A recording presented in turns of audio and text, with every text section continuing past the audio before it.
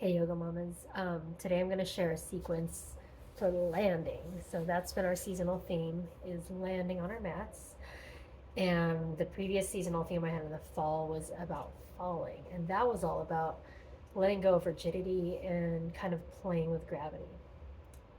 So once we master that falling, we got to land, right? So we learn how to land softly and on purpose and find ways to make that landing smooth and use our whole bodies to do it.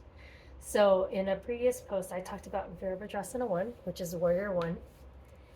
And it's all about reaching in opposite directions. So you're reaching up through the arms and the head and down through the feet.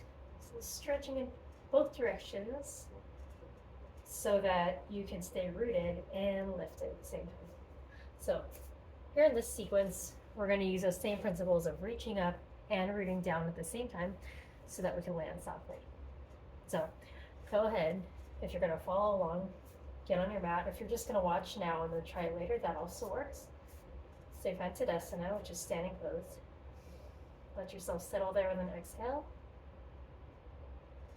As you inhale, bring the arms up, come up onto the tippy toes, and then exhale, lower the feet with Katasana, which is chair pose. Here we have that same idea of reaching up through the fingers and the head and down through the feet and the hips. You could stay here for a few breaths. Good. One more exhale. Inhale, standing up. And exhale, just tipping forward to airplane pose. Airplane pose is like Virabhadrasana 3, but as you can see with the arms out, we're doing airplane. It's a great kids yoga posture. Same thing here. We're rooting down through that standing leg, but we've got enough lift to keep us up. Stay here for a few breaths. Then exhale. Here's where the big landing comes. As you come back to Virabhadrasana 1, bend that front knee. As you reach the back foot back, reach up with the arms. So you're reaching up and down at the same time.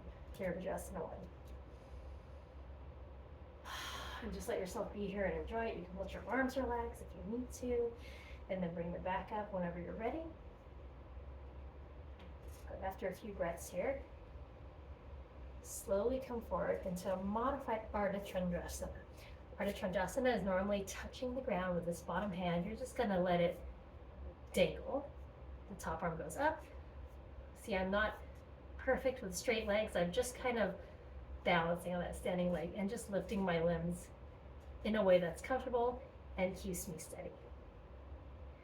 This last part, I'm going to let you invent it. So come to child's pose however you want. Maybe you exhale. There's that landing again. Could have been softer on my part. Bring the hands down. You might use blocks. That's always fine. Using the blocks. And then knees down, or however you're doing it. Hips back. Maybe you use a block under your forehead. Just to give you an example, since I'm having you create that last part of the sequence, maybe if I did it differently, I would have been in this modified Ardha Chandrasana, and then maybe I would have landed in Warrior 2, Virabhadrasana 2, which is facing out to the side. And then I could just swing forward into crescent pose with that back heel lifted. Exhale, bring the hands down. This is a little more complex, downward dog. And then lowering the knees. Inhale to cow pose and sit back. Awesome. So you make up your own way. You can follow what I did or just play with it, especially if you just watch this video to get the information and you're going to practice later on your own, which I highly recommend so that you can really listen to your own body. In the post on Urban Yoga Mama, I list the different postures in the sequence. I mean, you could have just written them down too. It's nice to watch the video for the information and then just kind of practice at your pace, without my input so that you're listening to your own body. So I hope you try it. Let me know how it goes. And you can always visit urbanyogamama.substack.com for all the posts. Thanks for watching.